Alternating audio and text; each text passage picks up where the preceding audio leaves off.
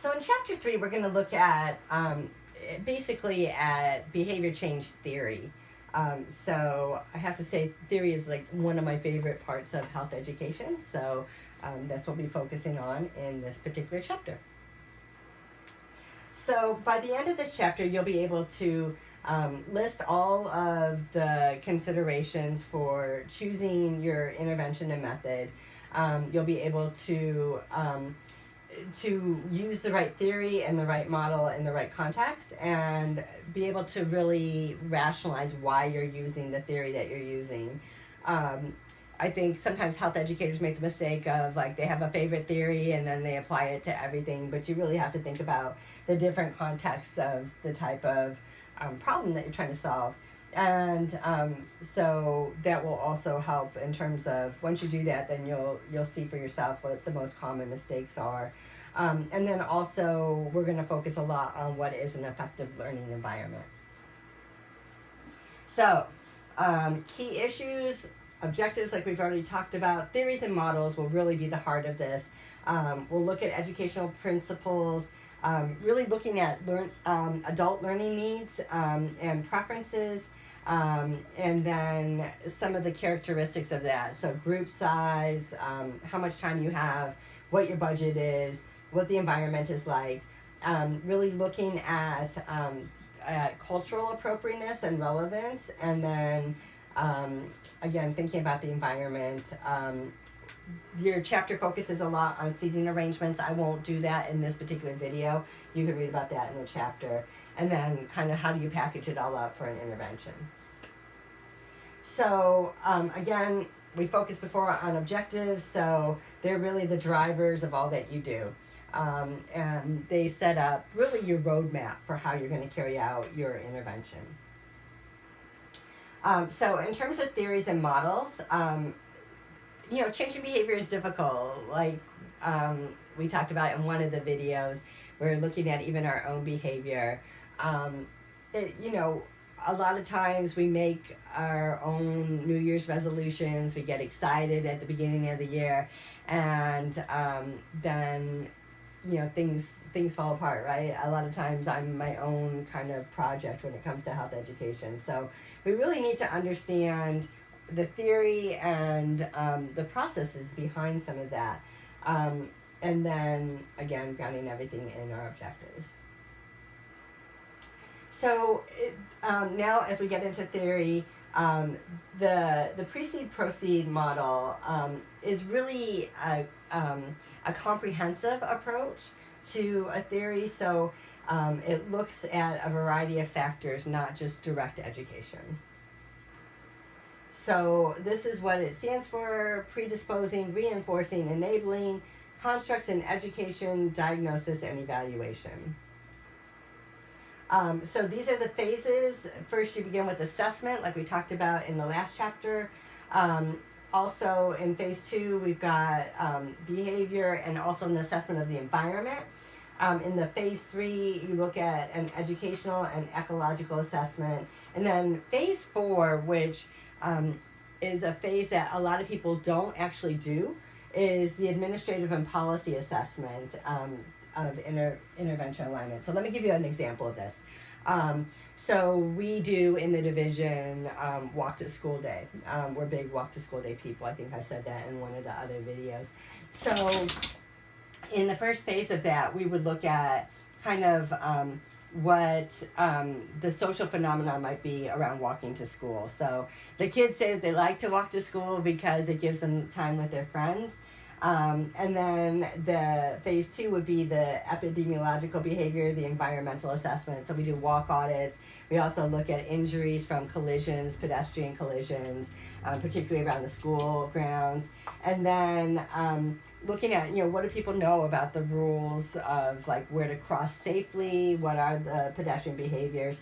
And then in terms of administrative policies, what does the school do to support or in some cases impede walking or biking to school? For example, some schools really discourage kids to ride their bikes to school because they don't want the responsibility for if the bikes get stolen. There's no place for the kids to put their helmets during the day. So looking at the policy analysis is another important piece. And again, this is where your needs assessment comes into place. And then looking at the environment as well as the policies. And then for the proceed part, the policy, the regulatory, and organizational constructs in educational and environmental development. So what does all of that mean? So going back to the other for just a second, so that would also be, again, looking at again, some of the policy and, in many cases, like the social parts of it. All right. So in terms of theories, we're going to start out with the individual kinds of behavior. So we're going to look at 4, the health belief model, the trans-theoretical model, theory of planned behavior, and social cognitive model.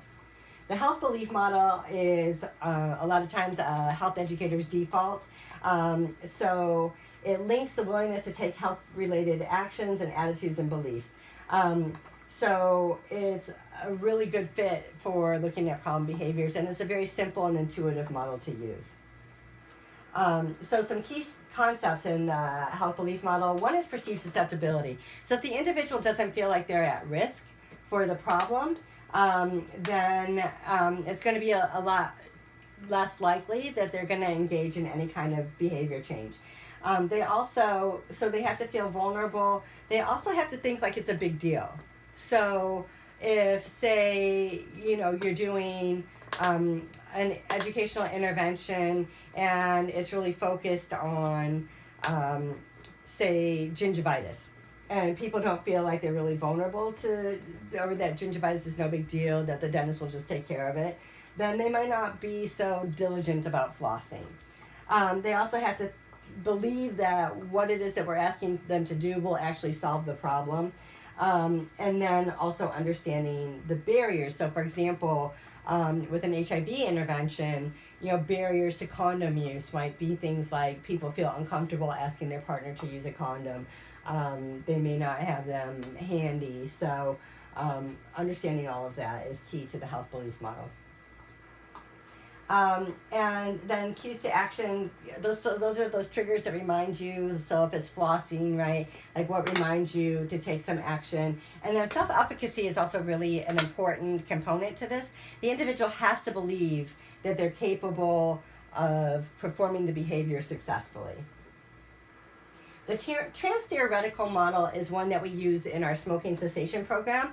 And the trans-theoretical model was actually developed by Prochaska when he was observing people who were engaging in smoking cessation. So smoking cessation was something that people were doing quite a bit on their own. And so Prochaska wanted to study it.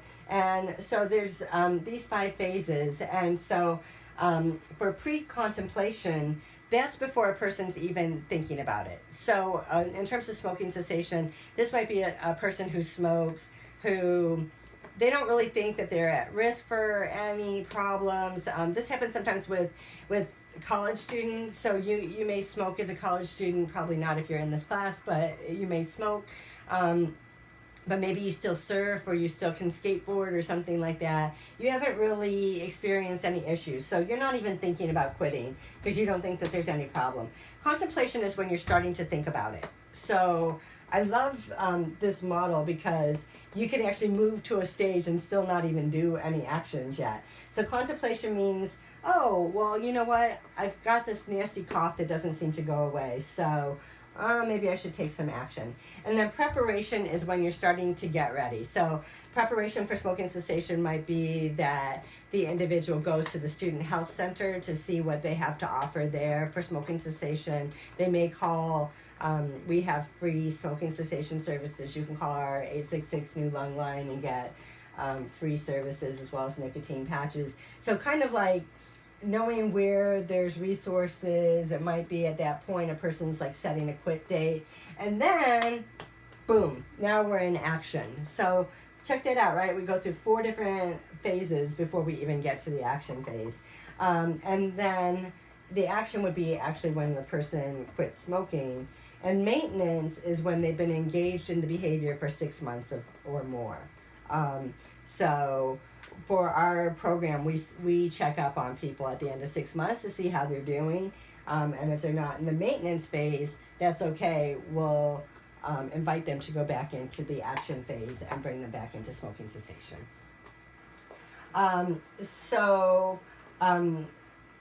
As we talked about, this theory takes people through these different stages. And so we're going to move ahead because these are the things we already talked about a little bit. And then we'll go into this. So the theory of planned behavior is that that behaviors become predictable. And in this, the theorist thinks about three different things. The beliefs about the behavior themselves, and then what are the social norms, and also control beliefs.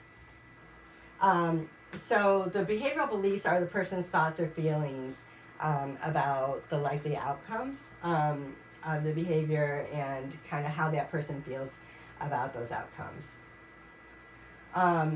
And so the normative beliefs are the beliefs of how other people feel. So again, kind of what are the social norms around a particular behavior.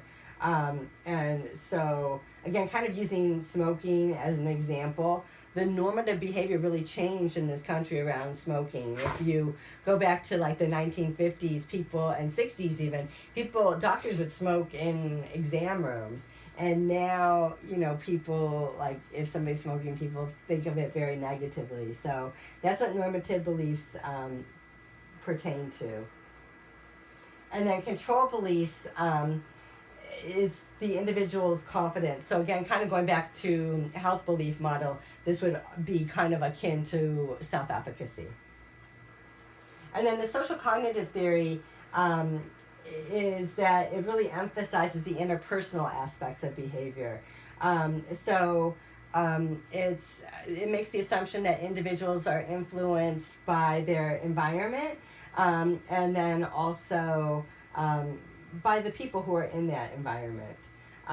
And so the social cognitive theory provides a framework for looking at the relationship between the environment, the people, and their behavior. So some key concepts are to look at emotional models of behavior change, the environment, what the situation is. Again, we see self-efficacy.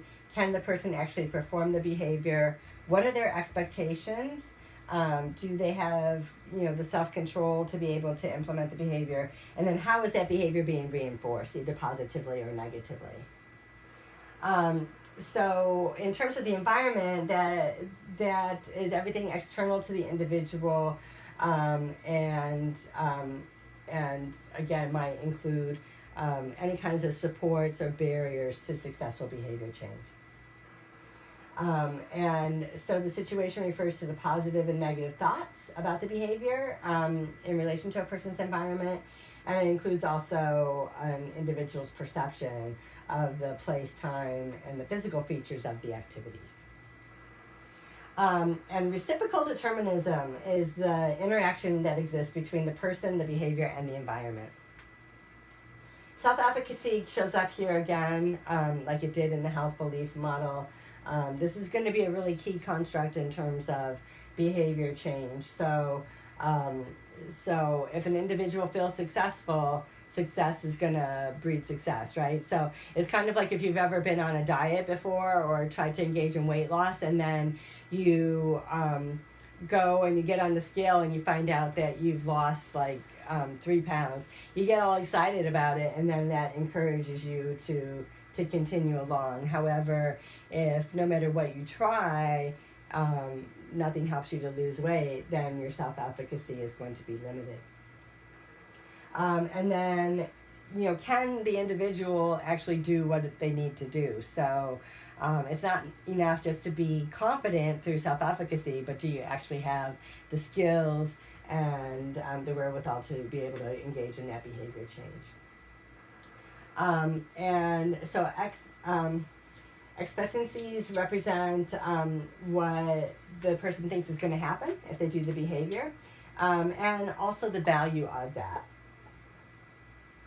And then can the individual do what they need to do in order to engage in these behavior change aspects? So taking all of this into consideration, right? So again, it's not just, so often people think health education is just getting up and giving people a bunch of facts. It's not that. You have to engage in kind of the social and emotional aspects of that in order to help people through these really difficult times. And so also in this particular theoretical model, social cognitive theory really relies also on observing the successes and the failures of people who are trying to do the same thing, right? So this is how some social supports, for example, Alcoholics Anonymous, is a great place for observational learning, because people will go to a group, they'll hear the stories, they'll hear about what worked, they'll hear about what tripped people up, and then apply that to themselves, right? So if I'm talking to my friends about nutrition, because that's something that I'm always trying to work on myself, my friends will share ideas about, how they're preparing like healthy snacks that they bring with them. Sometimes they even prepare healthy snacks for me to help me. But just having that whole social milieu is a key component. So it's not just shoving more facts people's ways, but also making sure that they know how they feel about it. And then the reinforcements are those external and internal motivators. So again, we see something happening, we feel good, we want to continue with it. And then can the individual kind of cope with the highs and lows of that behavior change? And then we have a number of theories that are really from a community level. So, when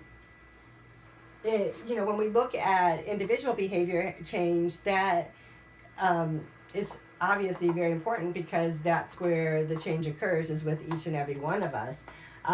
But it also has its limits, right? We have approximately 3 million people who live in Orange County. So as a health educator, I can't go door to door and say, today I'm going to educate you about smoking, today I'm going to educate you about smoking. So we need to also sometimes look at community level perspectives and ways to mobilize the community to create community level health. And so the next set of theories is going to focus on that. So the social ecological model is one of my personal favorites, and it's one that I use quite often actually at work. So it looks at the relationship between the individual and the environment. It's going to look at the individual, it's also going to look at community, and also at society itself. So obviously if we don't work with the individual, then individuals can't change. So we always have to start with the individual. However, we also need to look at their relationship with peers, with family members, with social support. So it's the individual in relationship to a larger community. And then the community could be school, it could be work, it could be neighborhoods, it can be lots of different things. And so the individual always returns to a place. So will that place support them? So for example, if you have a student that you're working with, and maybe that student has been using drugs and alcohol, and then the student goes through rehab and they're no longer using drugs and alcohol, but they return back to high school where lots of kids are using drugs and alcohol. It's going to be hard to maintain that behavior change. So thinking about the community is going to, again, be very important. And then also the big picture in terms of society. So not just the community, but also, what's the person's socioeconomic status? What are the societal policies, the social policies that can support that person? So for example, again with smoking, so if a student gets caught smoking in school, one of the things that we do is we work with school districts to encourage them to offer smoking cessation classes in lieu of suspension, because if a kid's going to get suspended from school because they get caught smoking, then they're going to become further behind, or they're going to become behind perhaps academically. If they become behind academically, then that can influence their future economic viability as well as their educational outcomes. So we want to look at these kinds of policies to make sure that we're comprehensively addressing a person's needs. In terms of community level strategies, there's lots of ways to intervene at the community level, community organization is a key component of that. So some strategies in community level interventions. One is community empowerment. We just at work, we recently did this project that was a resident leadership academy. And so what we did was we brought together a group of community residents, and we had this training for them that taught them how city government works in terms of designing environments that may either support or hinder health. We also gave them data and the research. We helped them to practice their public speaking skills. We really tried to help them, or help to listen to hear what it is that they were concerned about. So to really engage them in the community. Another example of where we've done this is around school wellness policies. So, parents want their kids to go to school and have a healthy environment at school. All school districts have school wellness policies, but a lot of times the school wellness policies are not being implemented or being enforced. And so we've been talking to parents about, what are you concerned with, and what do you care about? And because school administrators sometimes feel like there's so many different things going on that if nobody really cares about these issues, they sometimes fall by the wayside. But if the administrators are hearing from parents who are saying, look, I want to make sure that my kid's environment is healthy. I want to make sure that, we're not like rewarding kids with cupcakes and taking away recess as punishment. So that's really what community level strategies can be all about. Diffusion of innovation is a theory that, again, one that I've used from time to time. It's one that I particularly appreciate. So it's really maximizing the exposure of a program. And so if something's been shown to be effective, then it's being able to get that spread from one person to another. So an example of this was back very early on in HIV education, working with individuals who were like thought leaders in the community or known individuals, guys who were really popular. And then they would take the education and go into the bars, but they were known community members and community leaders, so then they were able to diffuse the ideas into their own community and into their own social system. So the new idea or practice is discovered and then adopted by another unit. Communication channels are going to be key, as well as a social system and time. And so you can use theories and planning models to really help you to create solutions to health problems and to use them effectively over time. So motivation. Motivation is something a lot of us look for throughout the day. And so when you're teaching, you got to sometimes think about what's the motivation of the people who are now put into your care for the health education intervention. So if your clients are not motivated to change their behavior, or if they're not motivated to learn, then it's going to be really hard to be able to create the behavior change. So really finding ways to be motivational and individuals are going to be motivated by behaviors that are rewarded and reinforced. Punishment and fear can have uncertain effects on learning, so it's not always a great idea to use scare tactics. So back when I first got involved with health education, like people would use scare tactics about drugs. and they would tell people all kinds of stuff that would, like, worst case scenarios about drugs. And the students found out that not all of that was true. And so then it backfired. And so it had kind of a negative effect on the learning. So the individual has to believe that it's important and that it's a priority for them. So, and again, people can only learn to the extent of their own abilities. So that's a little tough to kind of wrap our heads around, right? Because we'd like to think that everybody is equal and everybody's equally motivated. But not everybody's going to be able to engage in everything that we'd like for them to do. And again, it's not because they're not interested or because they're not motivated. There's all kinds of other things that may be going on. So we need to determine the needs and the abilities of our clients that we're trying to serve. And then thinking about which communication channel is going to be most effective. So is it a classroom setting or is it through mass media? So for example, right now I've got a couple of mass media campaigns going on. One is aimed at drowning prevention.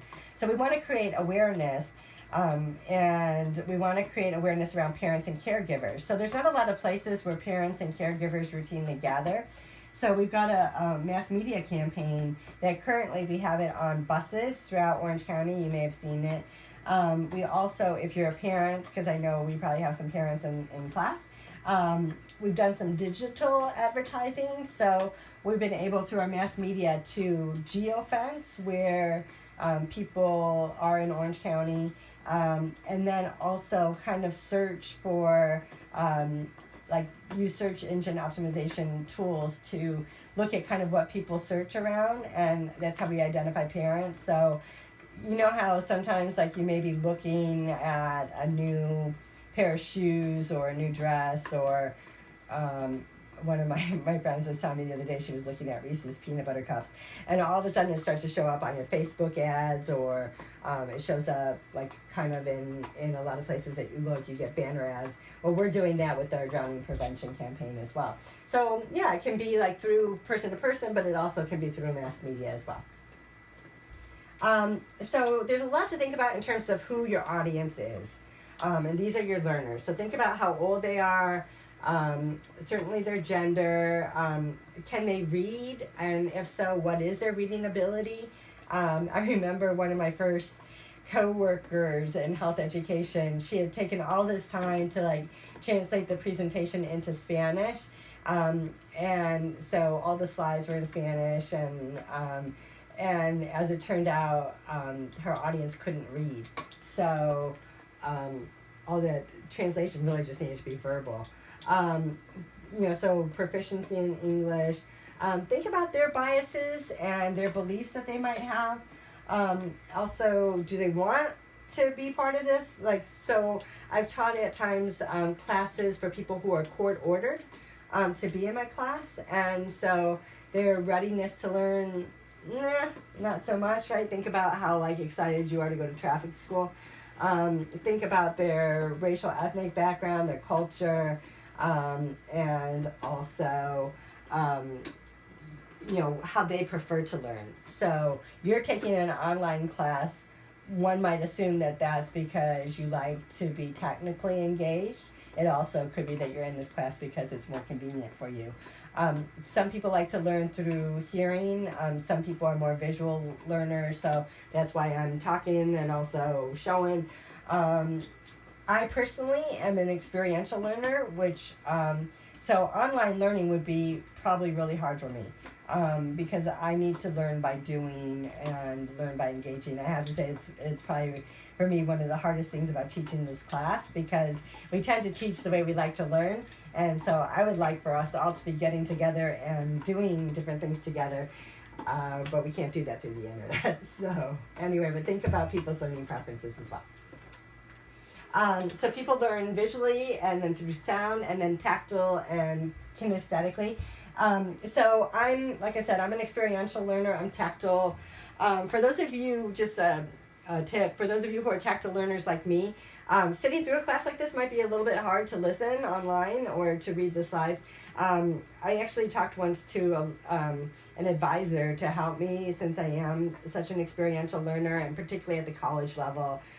We don't have as many of those opportunities. So even doing something like drawing the notes, or I'll sometimes like hold like a squishy ball or something like that while I'm reading things, because it'll actually help me to engage my brain a little bit better. So here's the deal. No session that we teach should ever run for more than 90 minutes. If you can't sum it up in 90 minutes, you've got way too much content. And the method should be changed about every 20 minutes or so. So if you've been doing lecture, then at the end of 20 minutes, get up and do some kind of icebreaker, energizer, get people to interact. And think about also people's preferences around that. So I personally like getting up and being active. For some people, if we were to say, right now we're going to do an energizer, I know lots of people who would just be like, oh my gosh, right now is when I'm going to go check my phone. I'm pretty sure that there's something urgent going on. So people are going to have their own styles and their own preferences. Not everybody likes things that are really interactive, but some people do. And that it would be nice if people could actually interact with the content approximately every 8 minutes. So a way that you could do this is if you were doing a nutrition presentation. You might present something about the information, and then you might do, I did this in the residence halls, we did Nutrition Jeopardy. So then people could get up and do something to engage in the content. So this is really easy, again, for people to just kind of really focus on how you like to learn, and then to overemphasize that in terms of how you like to teach. And then make sure that you rehearse in advance how long it's going to take. So in general, it can take people about a minute or 30 seconds to a minute per slide. So I've been on panels before with people where we have, this one time I was on a panel, we had like 20 minutes each, and a person showed up with 60 slides. I knew that my time was going to be eaten into with that. So make sure that you don't overestimate how much time you have. Also, don't underestimate it either. If people have made the effort to come all the way over to be part of your intervention, then you want to make sure that you're using their time wisely. And again, thinking about being aware of kind of what the needs are of the group. So if you're going to do something that's highly interactive in a group that maybe doesn't know each other very well, and there's not trust that has been built up yet, then doing a lot of personal disclosure or something like that can be really unnerving to the group. And make sure that you're continually reinforcing what your key points are. So sometimes we get so caught up in our activities and everything that we forget what was the point of what we're doing. I find myself saying that a lot when I do health education presentations, and the point of me saying that is this. So just to make sure that I'm always coming back to what are my key 3 or 4 points that I'm trying to make. So in summary, making sure that you have the right intervention is going to be key to achieving your objectives. And you should always think about the method based on what your objectives are. So again, when we talked about objectives before, that's really the grounding force in all of this. Think about the environment, and then also think about your theories that you're using. And by all means, never, ever, ever, ever, ever hesitate to engage the community, because that's where people live their lives, is in the community. So we always have to be mindful of that. And that's it. Thank you.